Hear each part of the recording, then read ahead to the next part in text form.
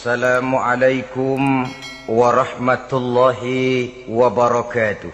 Waalaikumsalam warahmatullahi wabarakatuh. Bismillahirrahmanirrahim. Alhamdulillahi rabbil alamin. Wal aqibatu lil muttaqin. Wala udwana illa 'alal zalimin. والصلاة والسلام على أشرف الأنبياء والمرسلين إمام المتقين سيد الغر المحجلين وعلى آله وأصحابه المجاهدين الطاهرين أما بعد. Saudara-saudara kaum muslimin rahimakumullah. Nabi Musa alaihi salam adalah salah seorang nabi yang termasuk di dalam kelompok ulul azmi, 5 di antara yang terbesar. Beliau mendapat gelar kalimullah, artinya rasul yang pernah diajak dialog langsung oleh Allah subhanahu wa ta'ala. Seperti yang kita maklum bahwa di zaman Nabi Yusuf alaihi salam, beliau membawa serta seluruh keluarganya untuk tinggal di Mesir. Maka berkembang biaklah keturunan Bani Israel di tanah Mesir. Sampai di zaman pemerintahan Ramses II, yang merasa khawatir dengan semakin banyaknya keturunan Bani Israel di Mesir akan menghancurkan kekuasaan daripada kerajaannya. Ramses II inilah yang kita kenal sebagai Fir'aun di zaman Nabi Musa alaihi salam.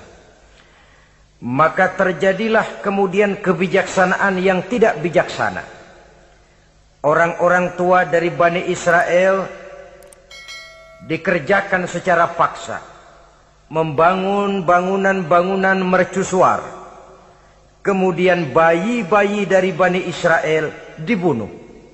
Orang tuanya disuruh kerja paksa, bayi laki-lakinya dibunuh. Dengan target agar Bani Israel hapus dari permukaan bumi ini.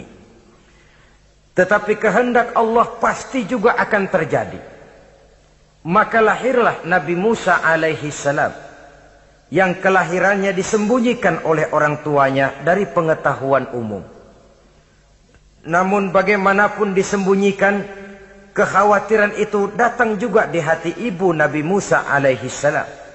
Allah kemudian memberikan ilham kepada ibu daripada Nabi Musa. Masukkan anakmu ke dalam satu peti, hanyutkan di sungai Nil. Itu dilakukan oleh ibu Nabi Musa alaihi salam. Dimasukkannya bayi Musa ini ke dalam peti, ditutup rapat, dihanyutkan di sungai Nil.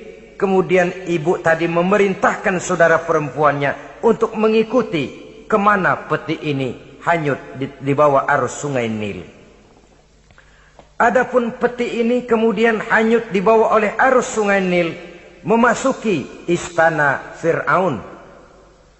Maka permaisuri atau istri daripada Fir'aun melihat peti hanyut itu, diperintahkan tentaranya untuk mengambil peti tadi.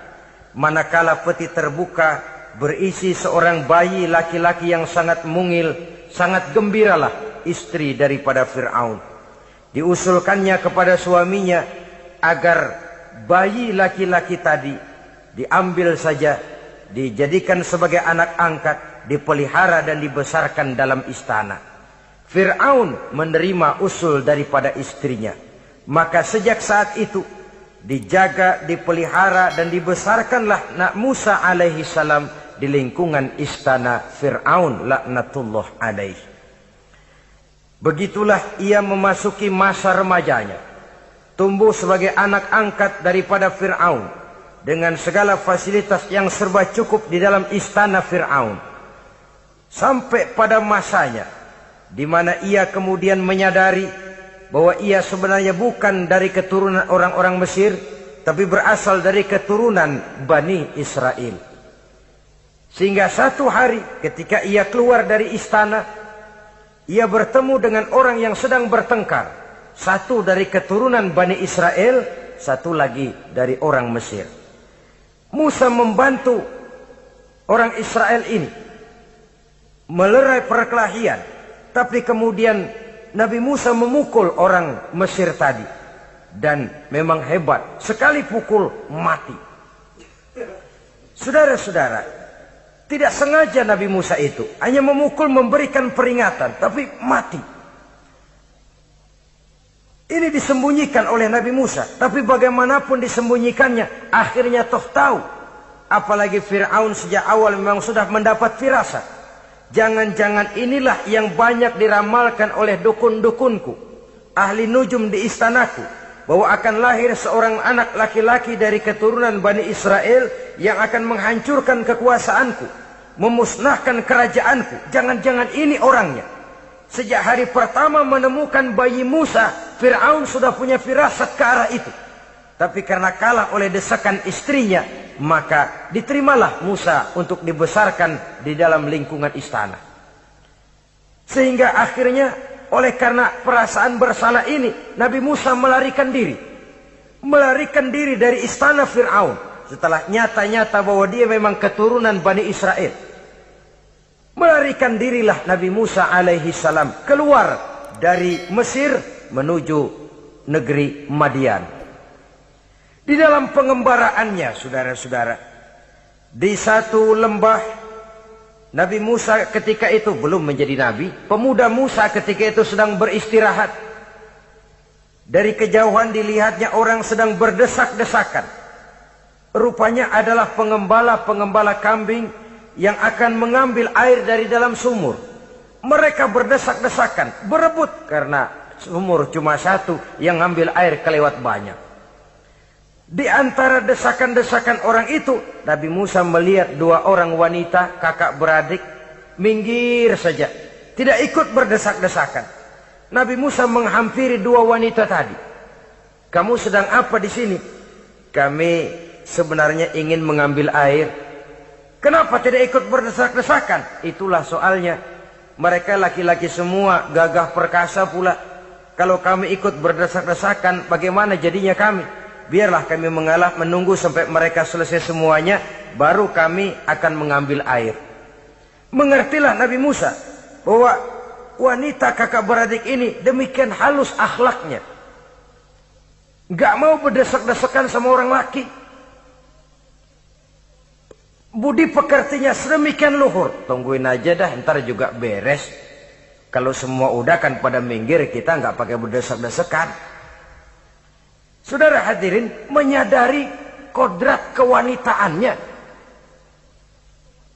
Sehingga berdesak-desakan itu saja sudah dianggap bisa mengurangi citranya sebagai wanita. Biar dia ngalah aja, tungguin ntar juga rapi. Bukan malah ikut ngerangsek. Enak nih berdesakan sama orang laki nih, lumayan nih.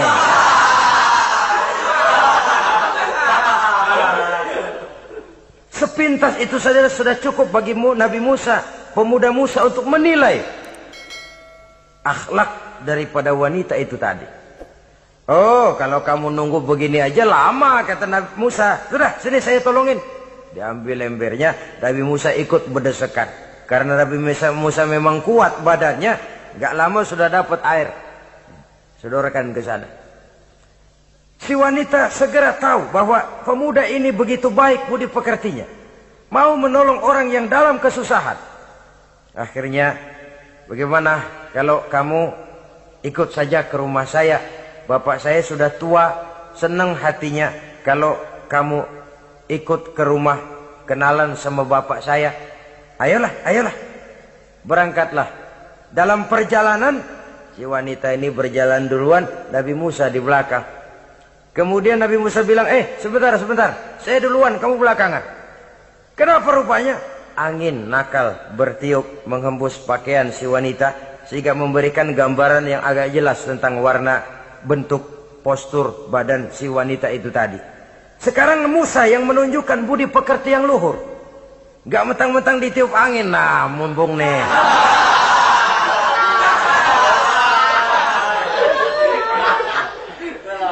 Rezeki nih kapan lagi nyari yang begini ya?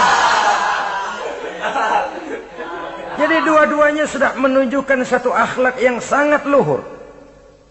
Dan manakala sampai di rumah si wanita kakak beradik tadi, diceritakanlah halnya bahwa dia ditolong oleh seorang pemuda. Inilah orangnya. Sangat bersukacitalah hati orang tua kedua wanita itu tadi.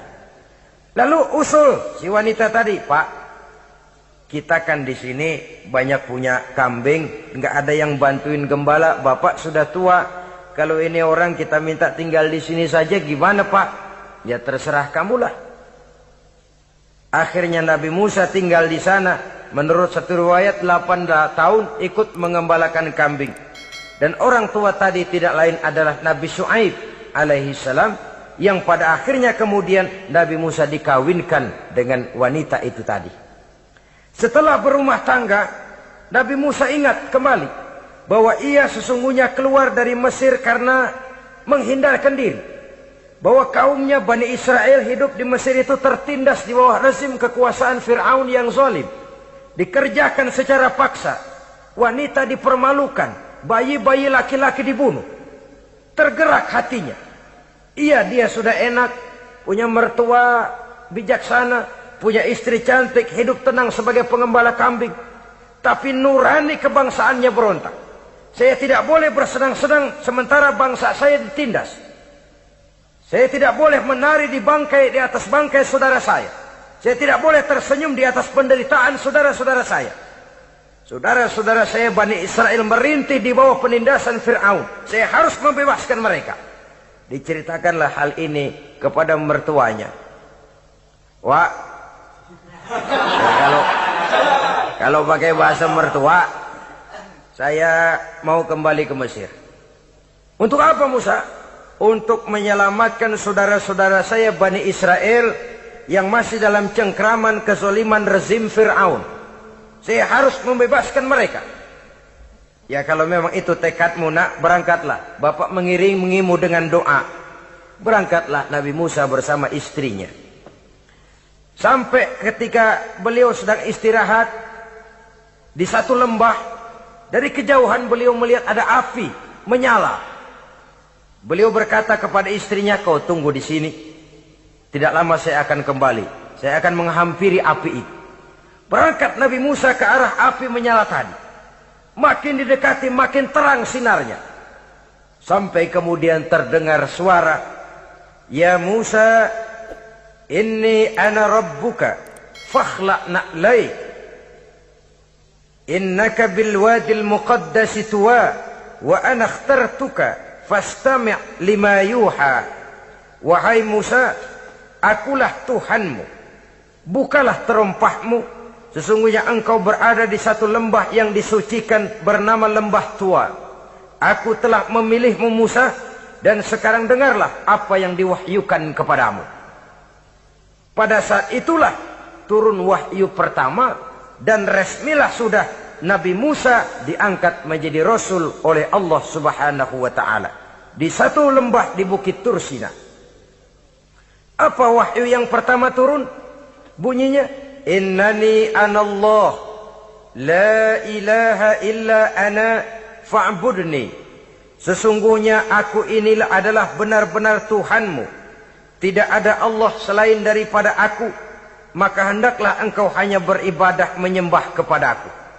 Ini umum saudara. Semua Rasul yang diutus Allah, inilah ajaran prinsipnya.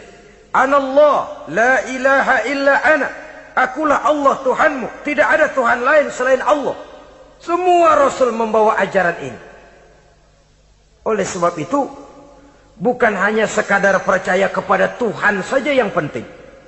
Sudahlah, pokoknya kan percaya kepada Tuhan. Iya, Tuhan yang mana?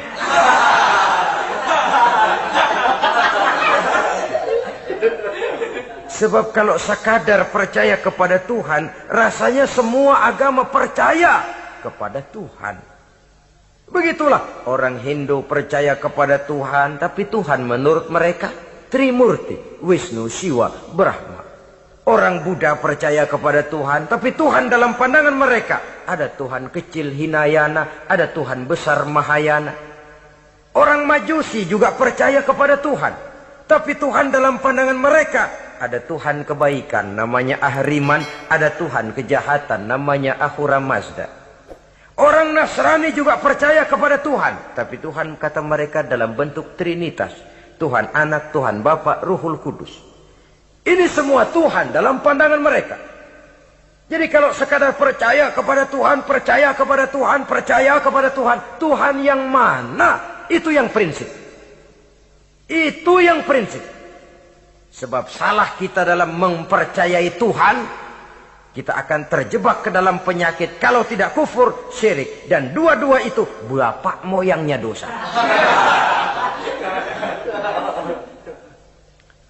Sebab itu Islam menyelamatkan kita masyarakat manusia. Ya ayyuhan nasu ubudu rabbakumul ladzi khalaqakum. Hai manusia, Tuhanmu yang perlu kamu sembah itu hanyalah Tuhan yang telah menciptakan kamu.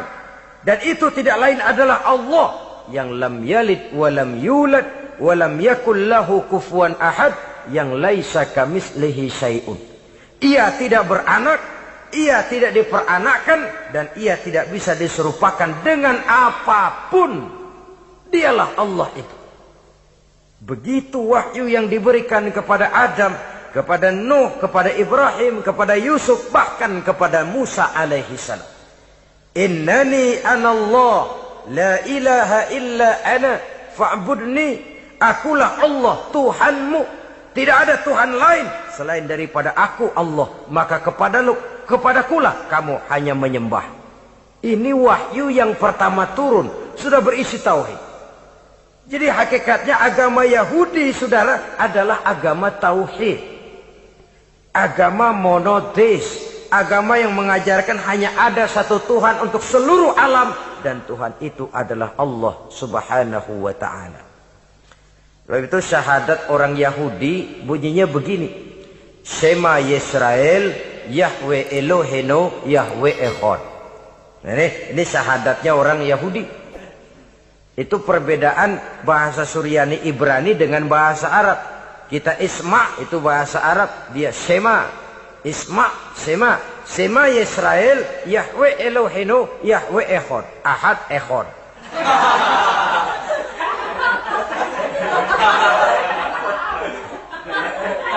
Maksudnya jelas. Shema Yisrael, Yahweh Elohenu, Yahweh Echad. Dengarlah hai Israel, Tuhan kita ialah Tuhan yang Esa. Yahweh kata mereka, Tuhan kita ialah Tuhan yang Esa. Esa tunggal, tidak beranak, tidak diperanakan.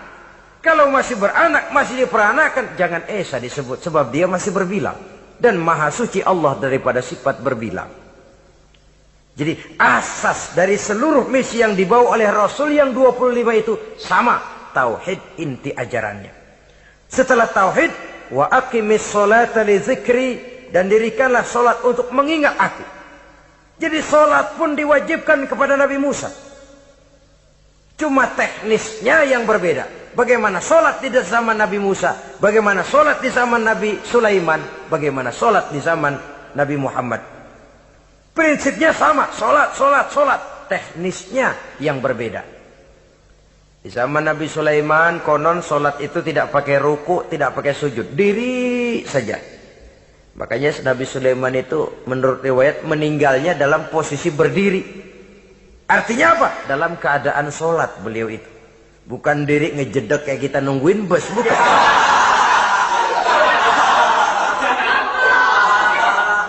Berdiri dalam kondisi solat. Tapi yang jelas solat itu setiap Nabi. Hanya teknisnya saja yang berbeda. Jadi ini sudah akidah dan syariat. Akulah Allah Tuhanmu, tidak ada Tuhan lain selain aku. Ini kan akidah. Yang kedua, wa aqimis sholata li dzikri, syariat. Dirikan solat untuk mengingat aku.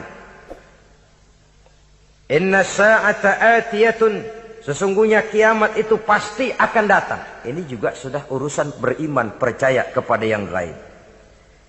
Saudara-saudara kaum muslimin rahimakumullah. Setelah mendapat wahyu ini, turunlah perintah Allah kepada Nabi Musa. Apa kata Allah? Izhab ila fir'auna innahu tagha. Sekarang Musa, berangkatlah kamu menuju Fir'aun. ia telah melampaui batas. Berangkatlah kamu ke sana Musa, hadapi Fir'aun, sampaikan dakwah ini. Ia telah melampaui batas. Innahu tagha, ia telah berlebih-lebihan. Nah, saudara-saudara, jadi dua fungsi sudah. Kalau pada mulanya Nabi Musa berniat kembali ke Mesir hanya untuk membebaskan kaumnya Bani Israel, sekarang malah bertambah. Tidak hanya sekedar itu, malah lebih utama adalah menyampaikan risalah, menyampaikan misi kerasulannya, menyadarkan Fir'aun, menegakkan tauhid, mengembangkan syariat. Bertambahlah tugas Nabi Musa sebagai pejuang bangsa, juga sebagai mujahid, pejuang agama. Pada mulanya sebagai pejuang bangsa tuh. Artinya Nabi Musa ini kembali kepada Fir'aun di Mesir, tujuannya tadi kan cuma untuk membebaskan Bani Israel kaumnya. Ini pejuang bangsa. Tapi di tengah jalan ia mendapat wahyu. Berangkat kau kepada Fir'aun, innahu tagha, ia telah melampaui batas. Sadarkan dirinya, canangkan tauhid, sampaikan syariat. Bertambahlah tugasnya. Lebih daripada sekedar pejuang bangsa, ia juga pejuang agama, pejuang tauhid. Dwi fungsi. Kadang-kadang ada pejuang agama tapi tidak pejuang bangsa. Kadang-kadang ada pejuang bangsa tapi tidak pejuang agama.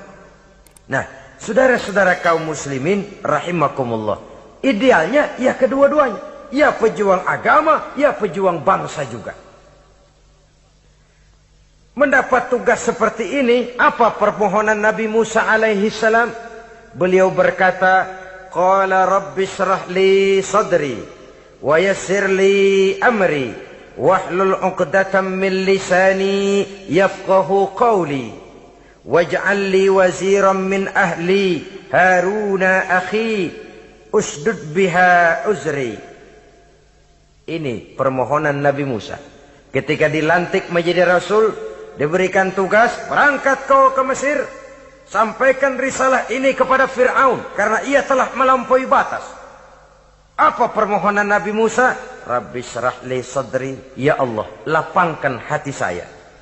Wa yassir li amri, mudahkan urusan saya. Wahlul 'uqdatam min lisani, buka kebekuan lidah saya. Yafqahu qawli, sehingga mereka mengerti apa yang akan saya bicarakan. Ini kondisi dasar. Memulai satu perjuangan dengan persiapan dasar. Apa permohonan pertama? Isyrah li sadri, lapangkan jiwa saya. Menghadapi musuh dengan jiwa yang lapang itu penting. Kalau kita menghadapi musuh dengan jiwa yang sempit, kita sudah kalah sebelum perang. Menghadapi musuh dengan jiwa yang lapang, artinya masih berharap kalau dia mau mengikuti ajaran ini. Jadi pada tahap pertama itu datang bukan sebagai orang yang mau membasmi, tapi sebagai orang yang mau menyelamatkan. Ini perlu jiwa yang lapang. Sebab dakwah Nabi Musa itu kan pertama menyadarkan Fir'aun dulu. Nanti akan kita lihat setelah disadarkan dengan kata-kata, tidak kena juga dengan bukti berupa mukjizat. Masih bandel juga. Musa mohon supaya dikirim bencana. Masih nggak mempan juga, habis deh urusan. Jadi ada tahapan sesuai dengan kemungkinan Fir'aun bisa menerima. Sama juga bayi itu kan kalau baru lahir ke dunia, brol, kasih susu emaknya dulu. Gedean dikit, bubur. Gedean lagi, nasi ulek dah. Udah gede betul, nasi. Udah gede banget, jengkol jijelin.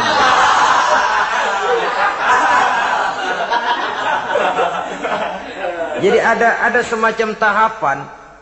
Kalau begitu lahir dikasih jengkol kan habis. Peringatan dulu. Setelah peringatan, bukti berupa mukjizat. Dihadapkan dengan sihir, menang mukjizat. Masih tidak mempan juga, teguran, dikirimkan azab, dikirimkan bencana. Masih tidak mempan juga, sudah ditenggelamkan oleh Allah di Lautan Merah. Itu akan kita ceritakan kemudian nanti. Jadi apa yang diminta oleh Nabi Musa, ya Allah, lapangkan hati saya menghadapi Fir'aun ini. Fir'aun CS, Fir'aun, Haman dan lain-lain.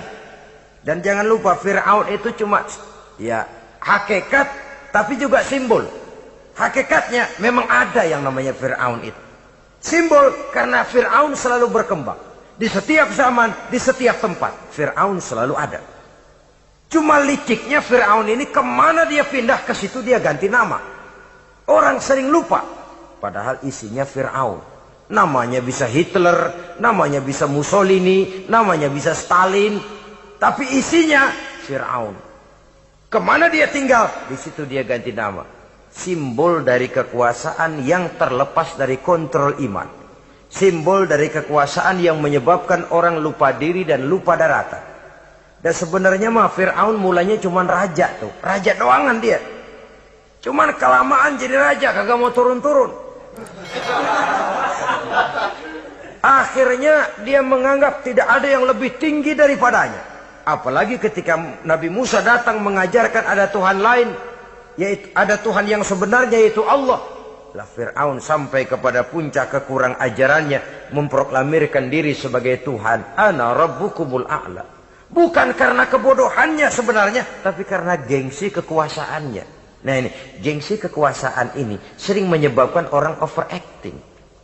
Fir'aun bukan bodoh, bukan. Fir'aun bukan tidak tahu kalau Musa itu benar, tahu. Fir'aun bukan tidak ngerti kalau itu mukjizat, sihir kalah, tahu. Tapi gengsi kekuasaan. Gua kan raja, masa di depan rakyat tunduk sama Musa? Gengsi dong.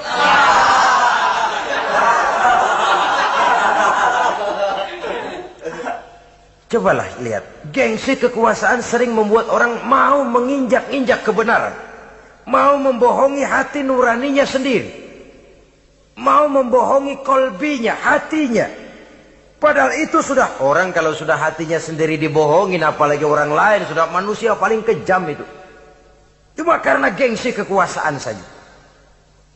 Gengsi kekuasaan kadang menganggap remeh kecil Nabi Musa.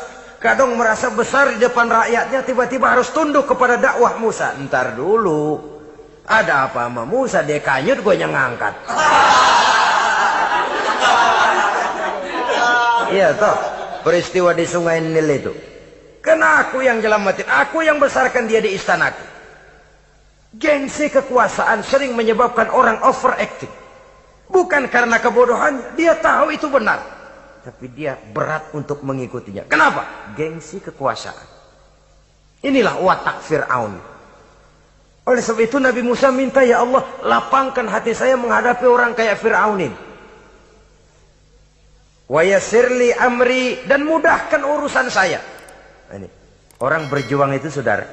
Setelah segala taktik dan strategi dibicarakan, segala persiapan fisik disiapkan, jangan lupa wa yassirli amri, ya Allah, mudahkan urusan saya. Sebab sepanjang yang bisa kita lakukan hanyalah berusaha dan berusaha. Kepastian, ketentuan, hak prerogatif daripada Allah Azza wa Jalla. Kalau Allah memberikan kemudahan, satu dunia orang mau menghadang, no problem. Kalau Allah sudah memberikan kemudahan, satu dunia orang mau mendatangkan kesulitan, gak ada gunanya. Wa yassirli amri, mudahkan kiranya urusan saya ini ya Allah. Karena sudah terbayang oleh Musa. Pertama, faktor psikologis. Bagaimanapun Fir'aun itu kan bapak angkat sendiri. Ya orang kalau nasihatin orang lain barangkali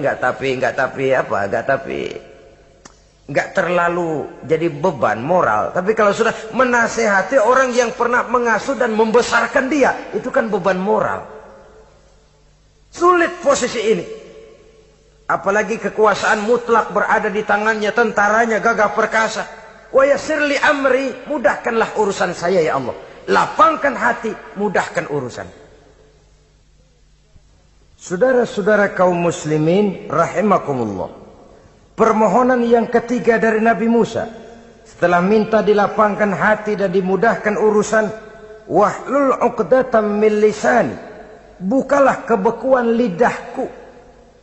Satu riwayat menjelaskan bahwa Nabi Musa memang agak gagap kalau bicara. Riwayat lain menjelaskan bahwa beliau agak sedikit cadel. Tapi yang jelas, minta agar dibukakan kebekuan lidah. Ini mengandung Satu pelajaran bahwa cara menyampaikan sesuatu akan sangat menentukan sesuatu itu sendiri. Sesuatu yang baik, kalau salah cara kita mengucapkannya, salah cara kita menyampaikannya, jadi tidak baik kesan orang. Ini soal ucapan. Soal hati itu Allah saja yang tahu. Tapi kan orang sebelum tahu hati ini, omongan yang didengar, tingkah laku yang dilihat. Maka ini yang diminta oleh Nabi Musa alaihissalam. Misi risalah ini berat. Menyampaikan pesan ilahi ini tidak ringan. Kalau salah saja ngomong, akan timbul kesalah pengertian. Oleh sebab itu, wahlul 'uqdatam min lisani, bukalah kebekuan lidah saya ini, supaya lancar bicara untuk menyampaikan yang hak, menghancurkan yang batil. Cara kita menyuguhkan sesuatu sangat menentukan sesuatu itu sendiri. Saudara datang ke rumah saya, yang saya suguhkan cuma segelas teh pahit dan singkong goreng, tapi kalau dengan kata-kata yang menyentuh, enak didengar telinga, nggak berasa tuh singkong goreng. Sebaliknya yang disuguhkan makanan mahal, mewah, lezat, caranya kasar, omongannya nggak enak didengar. Makan dah sikat abisin deh, gue tahu lu lapar, abisin deh.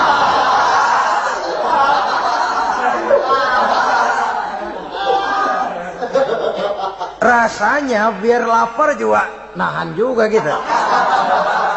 Apa itu?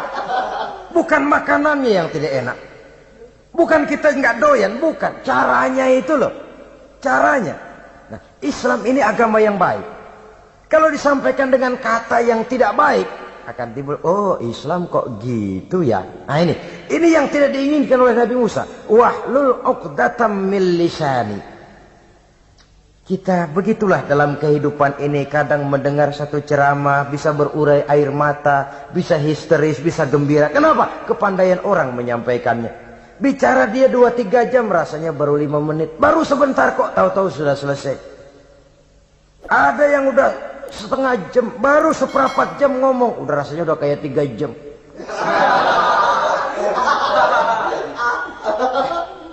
Kita udah berbisikkan, udah dah. Wahlul 'uqdatam min lisani.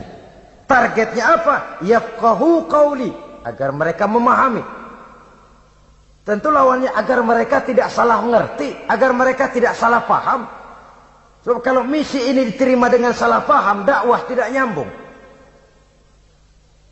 Maka ini doa banyak dibaca, diamalkan oleh orang-orang mimbar yang sering pidato. Lapang hati melihat kerumunan orang banyak, tapi nggak dak-dikduk, nggak kena demam mimbar.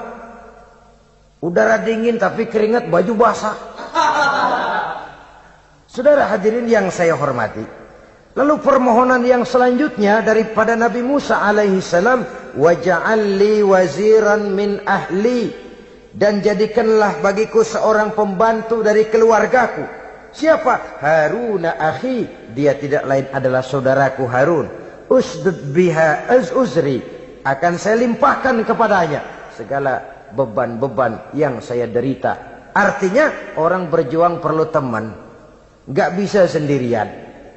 Nggak, bagaimanapun hebatnya kita tetap memerlukan bantuan daripada orang lain. Sendiri memang lebih baik daripada berteman orang jahat. Tapi berdua lebih baik daripada sendiri. Bertiga lebih baik daripada berdua. Makin banyak, makin baik. Untuk satu persoalan yang besar, memerlukan kebersamaan. Begitulah Nabi Musa memberikan contoh. Saya tidak bisa berjuang sendiri. Saya minta dibantu oleh saudara saya Harun. Jadikan dia pembantu saya.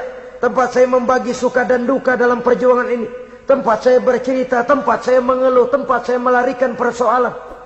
Sebab beban hati itu akan berkurang kalau kita ada tempat kita bercerita. Nah, saudara-saudara, berangkatlah Nabi Musa ke Mesir. Kemudian mulai menyampaikan dakwahnya kepada Fir'aun, laknatullah alaih. Fir'aun mendengar Musa datang kembali. Kemudian terjadilah forum dakwah itu. Apa kata Fir'aun? Musa, kamu kemana saja? Saya pergi ke Madian. Apa yang kamu lakukan? Begini, begini, begitu. Kamu melarikan diri? Pada mulanya iya. Dan sekarang apa maksud kamu datang kembali ke Mesir? Semula saya ingin membebaskan kaum saya Bani Israel. Lalu saya kemudian menerima wahyu dari Allah. Ditugaskan, diperintahkan langsung oleh Allah, Sang Maha Komandan, untuk datang menemui Tuhan, menyadarkan Tuhan dari kesesatan selama ini. Siapa Allah itu Musa? Allah adalah Tuhan saya dan Tuhan juga dan Tuhan seluruh alam ini. Baru nih Musa. Saya baru dengar nih. Ada yang begini nih. Tuhanlah pakai nggak kelihatan. Tuhanlah cuma satu. Yang Tuhannya banyak aja masih kelaparan.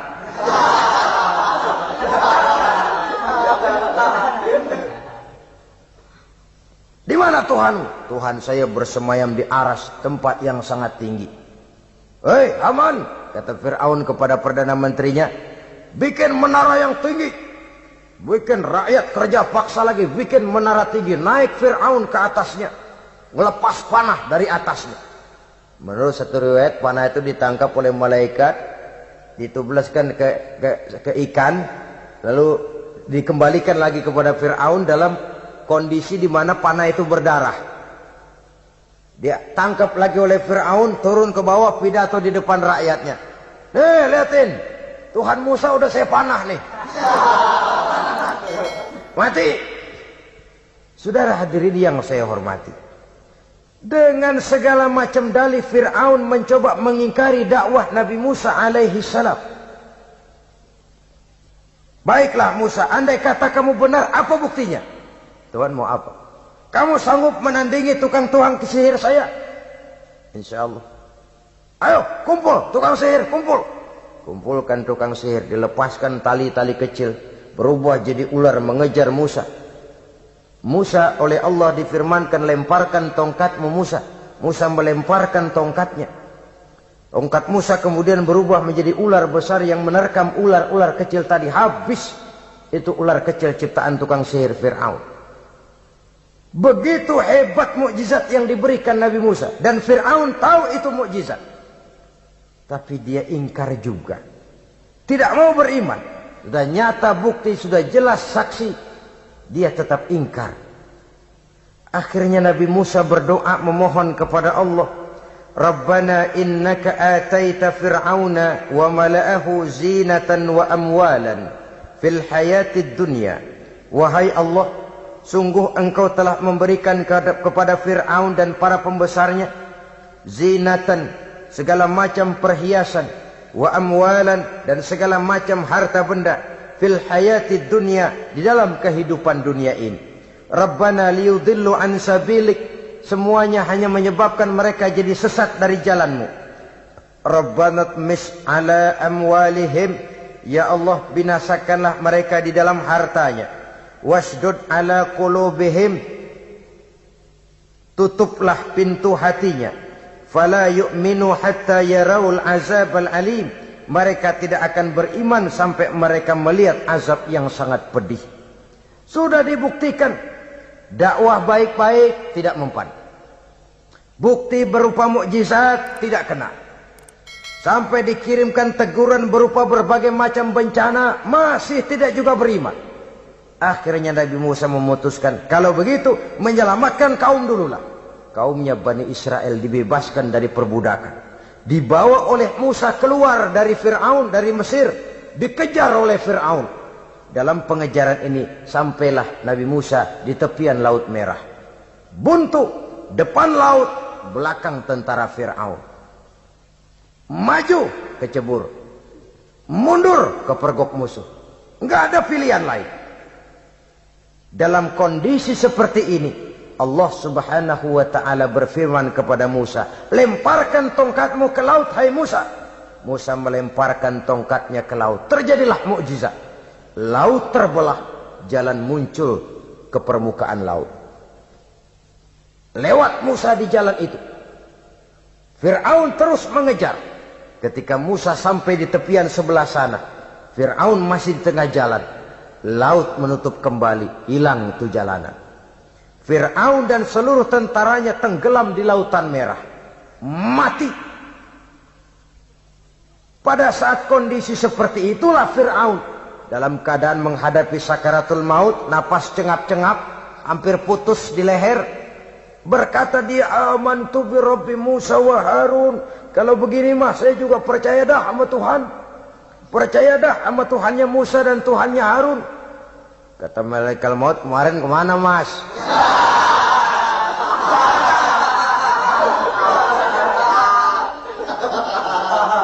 Sudah gini hari baru mau percaya, terlambat. Terlambat. Akhirnya Fir'aun mati. Mati, tapi badannya utuh. Allah berjanji, wa kadzalika nunajjika bi badanika litakuna liman khalfaka ayah. Kami selamatkan badanmu Fir'aun agar menjadi pelajaran bagi orang-orang sesudah kamu nanti. Fir'aun mati, tapi badannya selamat terdampar di tepi pantai. Oleh rakyat Mesir, wah ini raja kita nih. Raja kita, ketemu. Hidup, mati.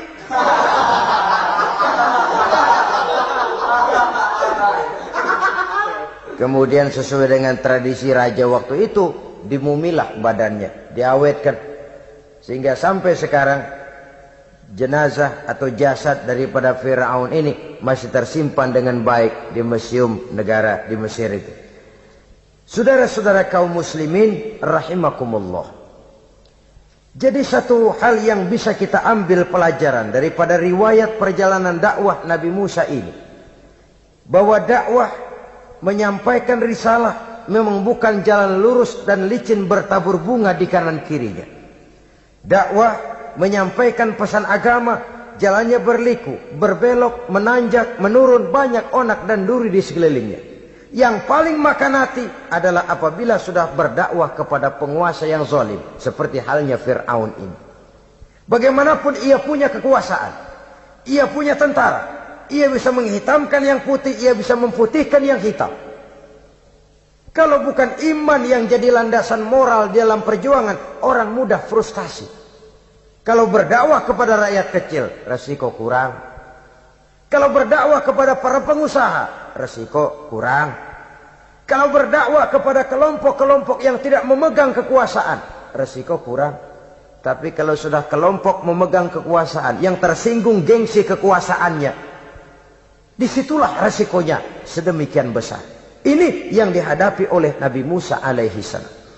Tapi yang dijalaninya dengan tabah, dengan tekun. Karena kebenaran memang bisa ditekan, tapi satu hal yang jelas, kebenaran sama sekali tidak akan bisa dikalahkan. Buat sementara dia bisa ditekan, tapi lambat atau cepat dia pasti akan muncul ke permukaan, dan kebenaran jugalah yang akan tampil sebagai pemenang. Sebenarnya kurang apa Fir'aun? Kekuasaan mutlak berada di tangannya. Seluruh menteri-menterinya adalah pendukungnya belaka. Rakyat dipaksa untuk takut dan taat kepadanya. Dia adalah kekuasaan tunggal di Mesir.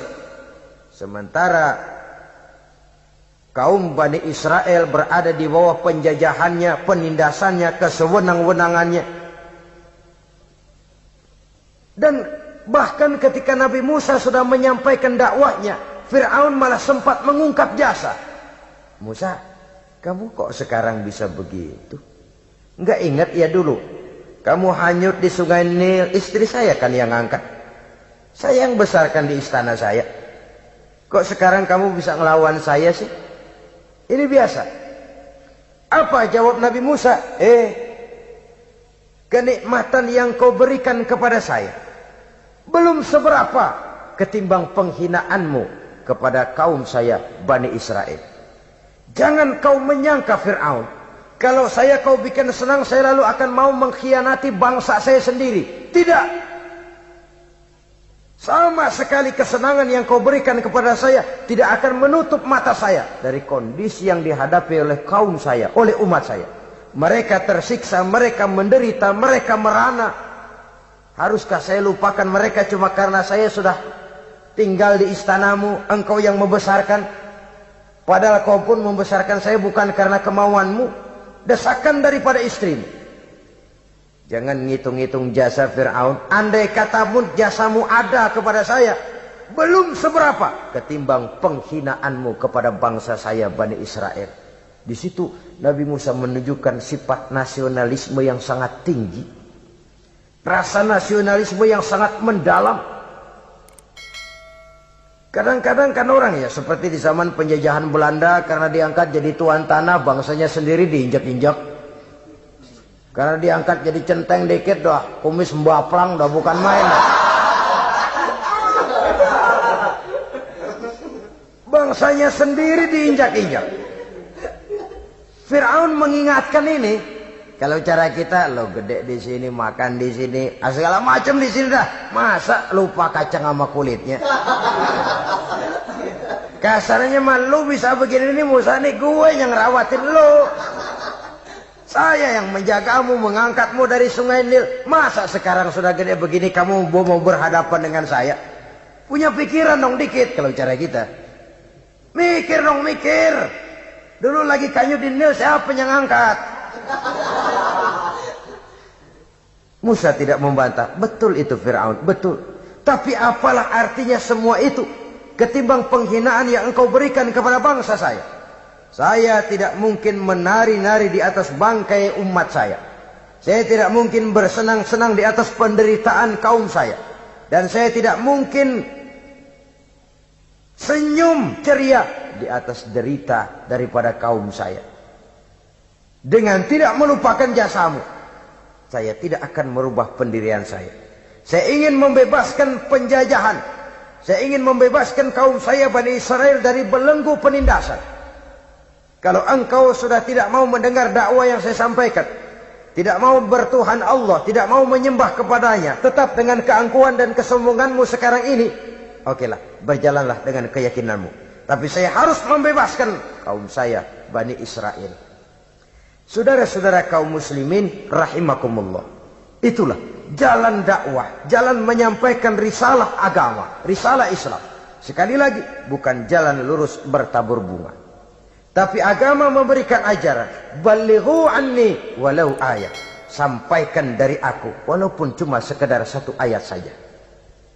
Tugas ini memang mulia, tapi berat. Tugas ini memang terhormat, tapi penuh resiko. Ya kalau menyampaikan asal sekedar menyampaikan, sudahlah, pokoknya nyampaikan, percaya syukur kagak, udah dah. Bukan cuma sekadar itu, ada semacam tanggung jawab moral. Maka kondisi dasar yang dilakukan oleh Nabi Musa, permohonan yang tadi itu, ya Allah lapangkan hati saya. Jalan ini penuh onak dan duri, berliku, menanjak, menurun. Banyak halangan, tentangan, rintangan, dan fitnahan. Kemudian mudahkan urusan saya. Menentang kekuasaan Fir'aun bukan perkara ringan. Bukan urusan main-main. Menentang raja yang sedang berkuasa. Kekuasaannya mutlak, otoriter pula. Diktator murni Fir'aun itu. Mudahkan urusan saya menghadapi jalan ini ya Allah. Karena tidak mungkin menurut otak.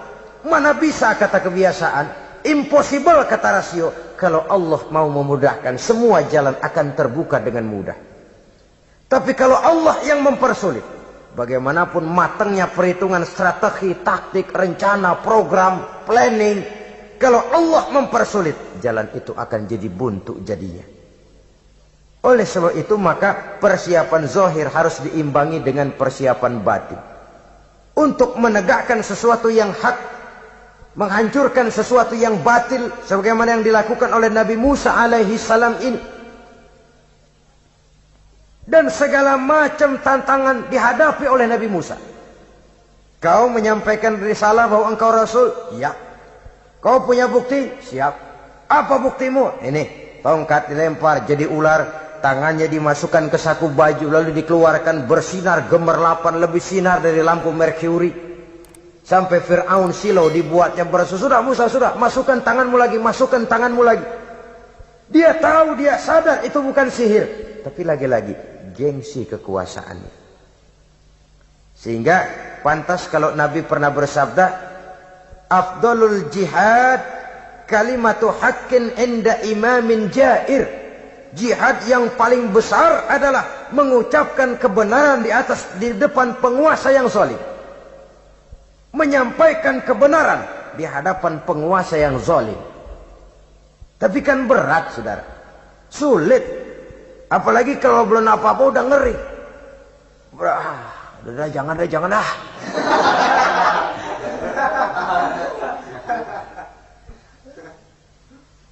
Itu sebabnya Ishrah li sadri, lapangkan hati saya. Saya tidak punya kepentingan apa-apa kecuali menyampaikan kebenaran. Kalau sudah ada kepentingan pribadi, itu yang sering jadi handicap. Itu yang sering jadi jurang pemisah antara kita dengan orang yang akan kita sampaikan kebenaran tadi. Saudara-saudara kaum muslimin rahimakumullah, maka terasa benar relevannya doa yang diajarkan oleh Rasul kepada kita.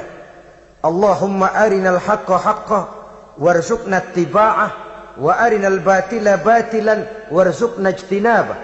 Ya Allah, tunjukkan kepada saya bahwa yang benar itu benar, berikan saya kekuatan untuk mengikutinya. Ya Allah, tunjukkan kepada saya bahwa yang salah itu salah, berikan saya kekuatan menghindarinya. Kenapa? Orang sering tahu bahwa itu benar, tapi tidak berdaya mengikutinya. Seperti Fir'aun, tahu bahwa Musa itu benar. Abu Jahal, Abu Lahab juga tahu bahwa Nabi Muhammad itu benar. Abrahat juga tahu bahwa Nabi Ibrahim itu benar. Namrus juga tahu Ibrahim itu benar. Tapi mereka tidak berdaya mengikuti kebenaran karena gengsi kekuasaannya. Kadang kita tahu bahwa itu salah. Salah itu. Tapi karena dilakukan oleh orang yang punya kekuasaan, kita lalu tidak berdaya menghindarinya. Malah terjebak ikut-ikutan salah. Lalu menghibur-hibur diri. Sudahlah, tak ada gading yang tak retak. Bukankah dengan demikian kita sudah melegimitir kesalahan? Tahu bahwa itu benar dan mampu mengikutinya, itu nikmat. Tapi tahu itu benar namun tidak berdaya mengikutinya, itu mendatangkan siksaan batin. Tahu itu salah dan mampu menegur, itu nikmat. Tahu bahwa itu salah tapi larut ikut salah, nimbrung dalam kesalahan, itu mendatangkan tekanan batin. Jadi tahu kebenaran itu penting, tapi terketuk hati mengikuti kebenaran itu jauh lebih penting. Semua kita tahu Islam itu benar, tapi semua yang tahu Islam itu benar maukah mengikuti ajaran Islam? Tidak. Semua orang tahu kalau judi itu batil. Hatta penjudi yang paling kakap pun mesti tahu kalau itu batil, itu tidak baik. Tapi dia tidak berdaya untuk menghindarkannya. Terjebak ke dalam penyakit itu tadi. Oleh sebab itu, saudara-saudara kaum muslimin yang saya cintai, tidak ada satu ucapan yang lebih baik. Dalam istilah Quran itu Allah menjelaskan, wa man ahsanu qawlan mimman da'a ila Allah wa amila salihan wa qala innani minal muslimin. Ucapan siapakah yang lebih baik dalam hidup ini selain daripada mimman da'a ila Allah, selain daripada ucapan orang-orang yang menyeru ke jalan Allah, orang-orang yang menyadarkan kepada agama. Ini jalan Allah, mari ikuti. Itu jalan setan, mari tinggalkan. Wa amila salihan, tidak cukup sekedar berdakwah mengajak orang ke jalan Allah, dia juga beramal soleh. Dia bangun rumah sakit, dia bangun madrasah, dia bangun masjid, dia makmurkan majelis taklim, dia santuni yatim piatu. Wa qala innani minal muslimin, seraya berkata, saya termasuk orang yang berserah diri kepada Allah. Da'a ila Allah wa amila salihan wa qala innani minal muslimin.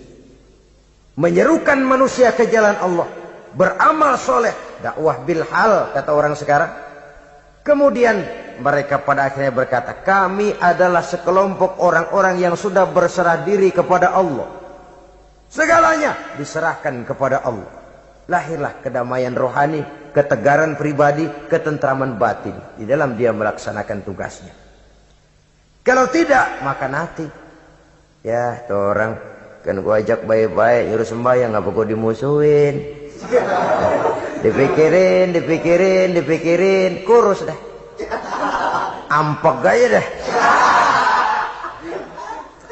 Makan hati. Soal orang mau beriman atau tidak itu bukan urusan kita. Tugas kita hanya sekedar penyampai. Tugas Rasul hanya sekedar penyampai. Kalau dakwah sudah disampaikan, metode sudah disusun, pendekatan sudah baik, tapi orang tidak mau beriman, Allahumma inni qad ballaghtu, ya Allah sudah saya sampaikan, ya Allah sudah saya peringatkan, ya Allah sudah saya sampaikan, ya Allah sudah saya tegur. Kalau toh tetap begitu juga, sudah saya sampaikan ya Allah. Di sana kelapangan lalu tumbuh. Jadi dengan kata lain, kita hanya berusaha, hidayah adalah di tangan Allah. Oleh sebab itu, kita ini termasuk yang bersyukur telah mendapat limpahan hidayah ini. Kalau kita lihat Fir'aun CS termasuk Haman, Perdana Menterinya, dan seluruh bala tentaranya, kurang apa? Mereka lihat mukjizat. Mereka saksikan kebesaran Allah. Di dunia juga mereka sudah dikirim bencana, teguran kepada mereka, entah tidak juga beriman. Dan strategi Nabi Musa mula-mula dialog, diajak ngomong, diajak bicara, diajak mikir, tukar pikiran. Allah itu begini-begini, oh tidak bisa, iya begini-begitu. Masih tidak percaya juga, dibuktikan mukjizat, tongkat jadi ular, tangan bisa mengeluarkan sinar. Masih ingkar juga, keluar doanya nih. Doa yang ada dalam surah Yunus ayat 88-89. Rabbana tmis ala amwalihim. Ya Allah cukup dah. Seruan sudah disampaikan, peringatan sudah diberikan, mukjizat sudah mereka lihat, tapi enggak juga mau beriman. Buresin aja harta bendanya dah. Habisin aja. Habisin aja, habisin dah. Dikasih perhiasan kehidupan dunia. Innaka ataita fir'auna wa mala'ahu zinatan wa amwalan. Dikasih harta, kesenangan dunia, bikin sesat. Habisin aja dah. Wastud ala qulubihim. Hatinya empat dah. Udah dipatri, udah enggak mempan apa-apa. Sudahlah ya Allah. Wala yu'minu hatta yarawul azabal alim. Rasanya mereka memang enggak bakal mau beriman kalau belum melihat azab yang sangat pedih. Dan memang setelah timbul tenggelam, napas mau sekarat, baru beriman. Terlambatlah sudah. Nah, saudara-saudara kaum muslimin rahimakumullah, bagaimana akhir daripada perjalanan Nabi Musa ini, insya Allah akan kita bicarakan pada pertemuan berikutnya. Terima kasih atas perhatian saudara. Mohon maaf atas segala kekurangan. Wassalamualaikum warahmatullahi wabarakatuh. Waalaikumsalam.